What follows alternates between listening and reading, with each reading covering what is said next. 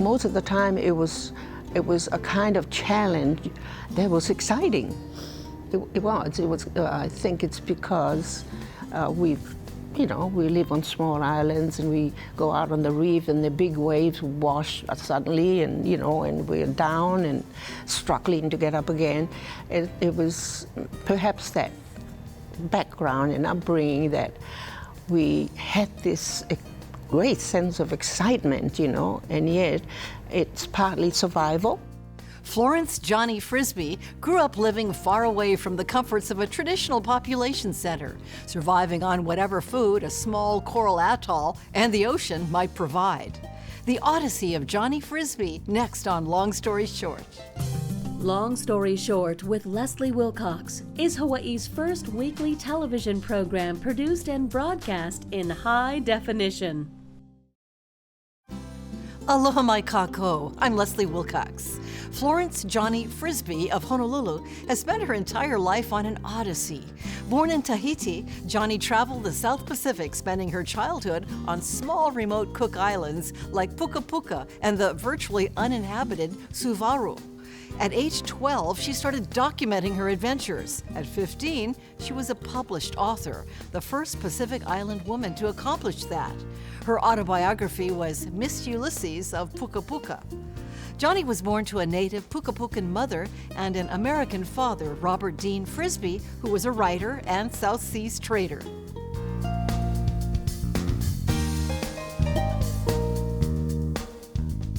I understand your dad was from Ohio, and your mom was from Puka-Puka.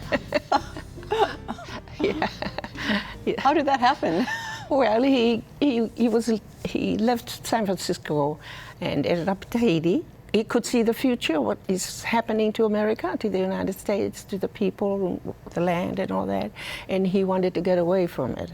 He didn't get away to write, the purpose being to write. He wanted something more natural and pure and not so money-oriented. And so he just got on a boat, on a tramp steamer, as they call it those days. He didn't know anybody? Yeah, no. Oh, well, he had read James Norman Hall, and he knew he was in that area. Mutiny on the Bounty writer. Yes. And so he arrived in Tahiti, met James Hall, and they became very close friends. But then he lived there for many years, and also could see where Tahiti is becoming a place with a lot of ships and sailors and wanderers, explorers are ending up in the big parties and drinking and all that. And he was disillusioned and wanted something even simpler and quieter and a culture that suits him, whether, it's a dream. And he ended up on Puka-Puka. Can you tell us about Puka-Puka? When we talk about Pacific Island neighbors, Puka-Puka is far, far from Hawaii. Can you tell us about it and your life there? Puka-Puka, it's a small atoll, north of all the Cook Islands. It's the most northern island of the 15 islands. My mother comes from Puka-Puka, and her mother before her. She was much younger than he? Yes, she was 16. Yeah. And how was that? There was an age difference, a cultural difference. How did that work out? That really is not important. Age. Women don't, sit around thinking about their age and worrying about growing old. That's not in the picture, And it's whether it works. Something works. Okay. And my father being a white man, and this is very nice, and he wants our daughter. This is the family and the tribe talking about, what are we going to do, and we don't know him, they don't know anything, didn't know anything about the white man, as they call him, and so it was so foreign to them. So how many white men or white only people? One, yeah. On the island? Only him, yeah. I see. Yeah, and they come and go. They come on a boat and leave the next day. But he stayed, and so they wonder, what do we do? He wants to marry our daughter, and the 16 age didn't come into the conversation whatsoever.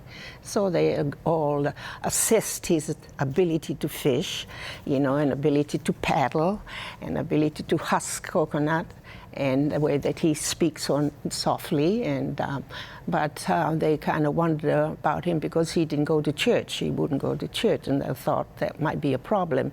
But no, the fact that he could do all these other things Puka-Pukan men do is sufficient to give our daughter to him. And that's how it happened. All right, so he passed the test, and the marriage was a success. Yes, very much so. How many children followed? 5. The eldest is Charles, and he was taken away from my mother when my father was away when she gave birth to him. Charles was taken away from your mother. Well, there's a custom on Puka-Puka. The first and second children of the couple is the father's share, and then he gives them away as a gift to his parents or grandparents or brother who may not have, can't have children, his wife cannot have children. And then the third and fourth children are the mother's share, and naturally she gives. This is a gift, the ultimate gift to her mother, to her parents and sister or brother. And so when my mother and father moved to Rarotonga, my father had a job offered on another island, copra making copra out of the coconut meat. So my mother, she was then 17, 18-year-old, was left on Rarotonga in the care of a grand aunt who did not have any children. So when my mother gave birth, Piki took the baby and said, "This is our share, I'll take this baby." And my mother, coming from that culture, and my father not being there, said, "Yeah, okay, yeah, we take." And so she took the baby and Charles and disappeared into the valley. When my father came back, found he had no firstborn, he was devastated.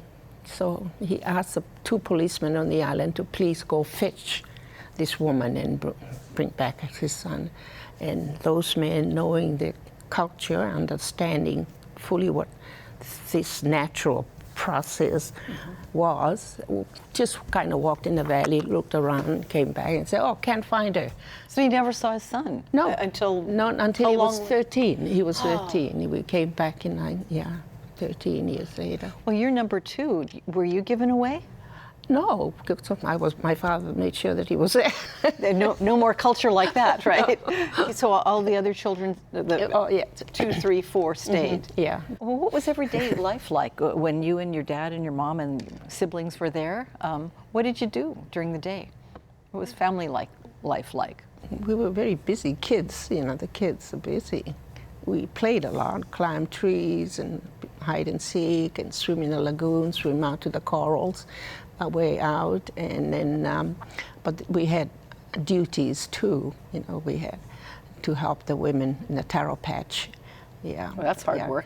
Yeah, well, we played most of the time, but we. In 1937, Johnny Frisbie's mother gave birth to her 5th child. 2 weeks later, she fell ill and her condition worsened. She passed away the following year. Your mother was so young when she passed away of tuberculosis, 26. What happened in your family at that time? What were some of the effects? Well, my father took total control of the family. He became the mother, father. And because my mother had asked him before she died not to separate us, because that is commonly what happens with families. And her parents were very eager to take 2 of us as their share. And my father said, no, these are my children too, and I don't belong in that. And that was the reason why my father decided that we leave Puka-Puka. What was the thing you missed most about your mother after she was gone? When I think about her, what I remember of her, I just remember her looking at me, just like looking at me,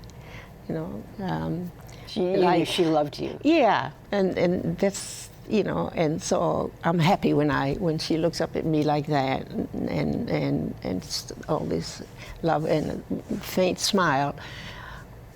I take a breath and I run away, then disappear for hours and play with my friends, you know, and then I'll think about it, and I'll come back and just stand in front of her to get this. That was, I miss that. Johnny Frisbie's father moved the family around the South Pacific to places like Fiji and even settled on Suvaru Atoll in the northern Cook Islands. They lived on tiny Anchorage Island, which had a landmass of less than 1/10 of a square mile. It was there that the motherless family faced a terrible storm.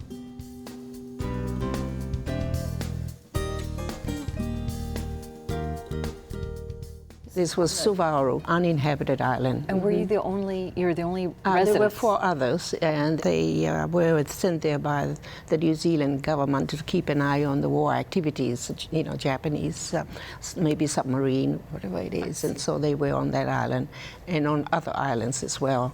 Yeah. Your father ended up lashing you to trees, all the kids, right? Yeah. Tying you up there? Well, before that, preparing for the hurricane, he tied ropes around our waist, and there was plenty left here to put around the coconut tree. Okay, and then when the seas rise, it takes us up, and when it comes down, brings us down. That was the plan, and then, but before nighttime, before dark, the wind was just, you know, just wild. He noticed that the coconut trees were being uprooted or broken, you know, broken in half, and so he said, "Oh, that's not going to work." So you can laugh now. so that plan was thrown out when a big wave hit the house the thatched roof house we were in. It was nighttime. But it was light because of the lightning, just constant, so there was light. We left the house and crawled. You couldn't stand up. You crawl and just cling to the gravel and the sand, whatever you can, towards the 3 trees. They were still standing. What kind of trees? Tamanu trees. So he just tied us to the branches. Yeah, to the branches up. How many kids did he tie? 4. And then tied himself? No.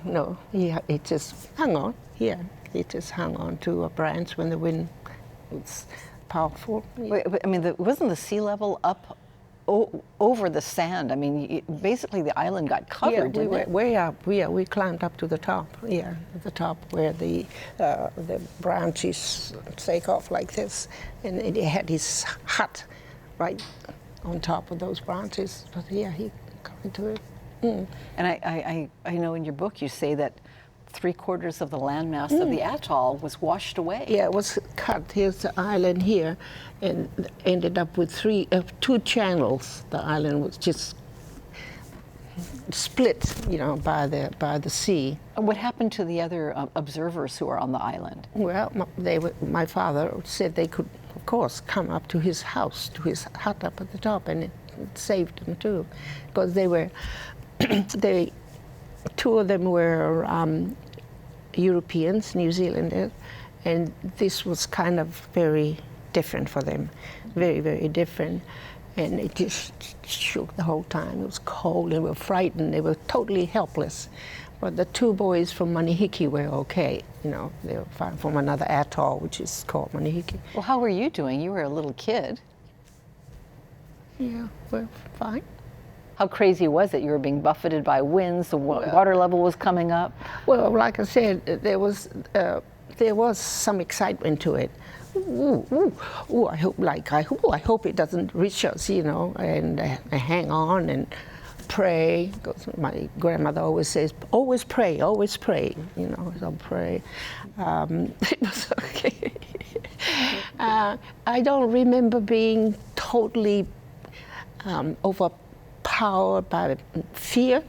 I don't remember. It was exciting, and it was a matter of survival, you know, thinking about, looking at, okay, this happens here, that branch. There's another branch there. I do that to this day. When I drive to Punaluu, I'm looking at all the trees in case a tidal wave, you know. And with my grandchildren, I said, no, that's not going good because they can't climb up that one. They're no, you know, it's got to be where there are branches so we can get up. So I do the same thing. And Plan B, right? Yeah. And so there you have to keep an eye on what next, you know, what next, yeah. And at some point, the waters subsided, the winds yeah. stopped, and what? Yeah. You're on a decimated island. Yeah, yeah.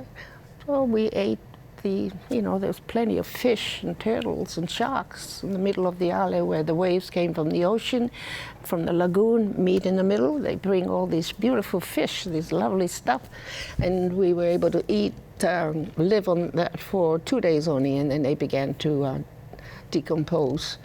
Yeah, and then the flies, millions of flies eating all these dead fish here.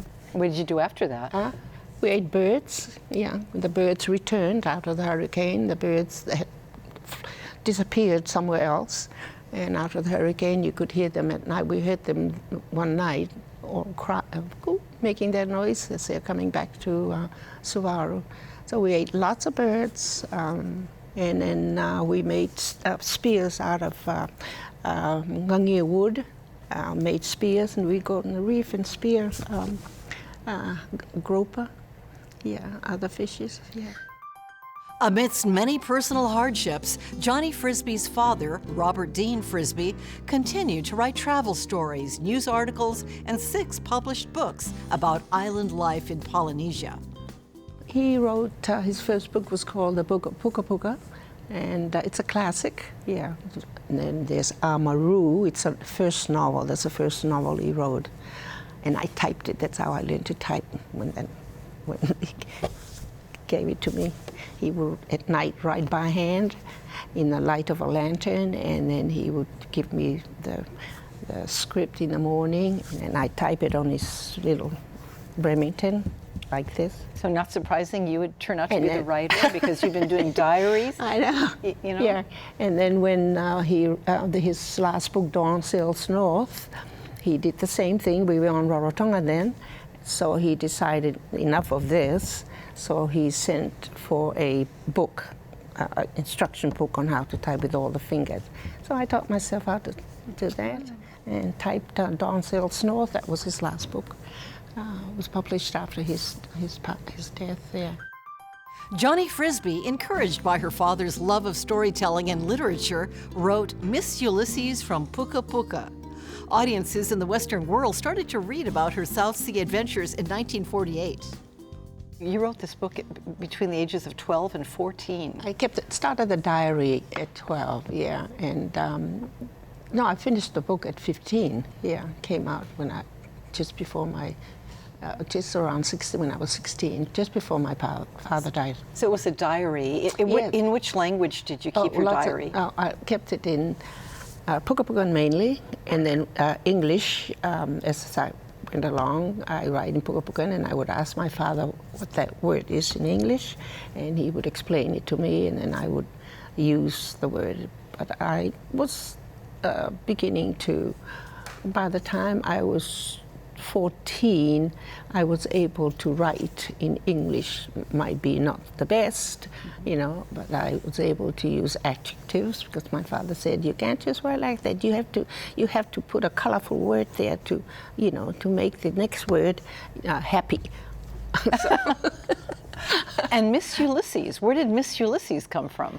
Well, because there were no children's books in that part of the world growing up, my father used, at nighttime, rather than read, there's no children's stories, he would tell us the story of Ulysses in the Iliad and the Odyssey of Homer. You know, every night he would go through the whole a series of adventures of Ulysses, and that was all I knew, you know. And so when the book was finished, and my father said, well, we got to find a name for this book. We thought about for days and days, and then I thought, oh, you know, how about Miss Ulysses? because I'm Ulysses, aren't I, Daddy or Papa? You know. You identified with Ulysses, and there was an adventuring kind of life. You were out facing elements. Yeah, that's right, and we traveled a lot. You know, we did. Johnny Frisbie's father, Robert Dean Frisbie, contracted the same illness that took his wife. He was diagnosed with tuberculosis in 1943. Despite his declining health, he continued to travel the South Pacific and write. In 1948, Robert Dean Frisbie died at age 52, orphaning Johnny and her siblings. Did your dad pass away in? We were on Rarotonga, Rarotonga, the big island of Rarotonga, and then, he's buried there. And you became an orphan. Yes, yeah, that's three of us. He had sent my two brothers to New Zealand just before he passed away. Someone who's lost their parents as a child would have devastating feelings of loss. But yeah, it sounds like... With my father, yes, with my father, because I relied so much on him for an extension of my Polynesian Pukapukan. You know, it was just natural, because he understood my Polynesianness, you know, and my eagerness to be like him, you know, and he understood that, and I missed that. I didn't know where to turn. And then who decided what would happen to the children? I did, yeah. Peter and Barbara Engel from Lanikai had read my father's books, and so they sailed on a yacht loafer through some of the Pacific Island to find him, because they were told that he was in that part of the world. So when they finally got to Tahiti, they looked up James Michener, who informed them that my father was on Rarotonga, living in Rarotonga. So they sailed to Rarotonga, and we met. And by that time, my father had an idea. He has an inkling he wasn't going to live long. So he asked the Engels if they would take me with them and make sure that I get an education. Okay, and they promised. So when he passed away, Barbara Engel wrote to me to say they were in New Zealand. As soon as they arrived in Hawaii, they will send for me. And that happened in April 1950. April 23rd, 1950, I landed at the old airport in Honolulu, lived with them. And immediately I started looking for families for my two sisters. The Engels happened to be very, very good friends with the Dawsons of Kailua. And they had 3 sons, and I used to play with them all the time. And I thought, no sister, okay. So I approached Suma and Lee Dawson and asked if they would like a sister for their sons. And they said, yes, absolutely. Boop. About 6 months later, my younger sister was here. And while I was at camp, as a counselor at Kokakahi camp, a year later, the Fenders, Ma and Pa Fender, who managed the camp, where the YWCA is now, that was Kokakahi camp. That was in 51, and we got to know each other, and I thought, oh, okay, they're very nice people. And so I asked if they would take my sister Elaine. And they said, yes, absolutely. Just amazing. And never having met them, but knowing you. And so you functioned as the oldest child. Your brother had been given away. Yeah. So they arrived, and we lived happily ever after. And it was so nice, because every weekend we would be together.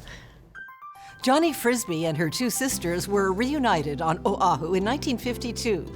The Frisbie daughters spent the remainder of their teenage years in Hawaii, raised separately in different families. Much like her adventurous father, Johnny did not stay planted in Hawaii for very long, and after graduating from Punahou School in Honolulu, the travels of Miss Ulysses began again. At the time of our conversation in early 2017, she was nearly 85 years old and getting ready for more Pacific travels. Mahalo to Florence Johnny Frisbie of Honolulu who as a teen was credited as the first published female author from Polynesia, for sharing your story with us. And thank you for joining us. For PBS Hawaii and Long Story Short, I'm Leslie Wilcox. Aloha ahui ho. For audio and written transcripts of all episodes of Long Story Short with Leslie Wilcox, visit pbshawaii.org. To download free podcasts of Long Story Short with Leslie Wilcox, go to the Apple iTunes Store or visit pbshawaii.org.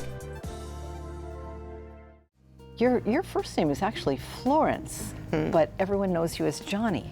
How did that happen? It happened when my mother, in Tahiti, and my mother was in labor, and my father and all his friends, Andy Thompson, James Romano, Nordhoff, all his friends, sailor friends, they were all drinking Johnny Walker whiskey. One of the friends said, "Girl or boy, it's going to be Johnny, you know."